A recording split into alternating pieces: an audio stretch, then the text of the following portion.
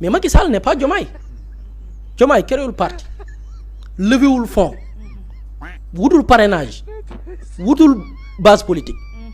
ay nit ku ko liggéeyal ba mu jekk yow dañ naan toog muy dox da nga toog gaa yi dem tànn la nduggali la wutal la ingrédients yi jox la lépp lu ñu war a àndal ne la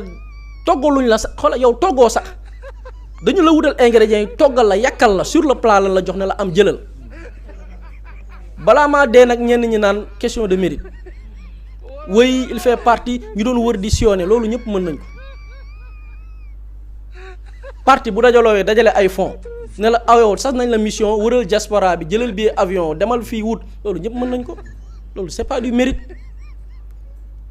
donc il faut savoir que Diomaye il n'est pas Macky Diomaye il n'est pas Wade Diomaye il n'est pas Diouf Diomaye n'est pas Senghor dafa toog fi mu toog nit ñi yàqal ko jox affaire bi na ko am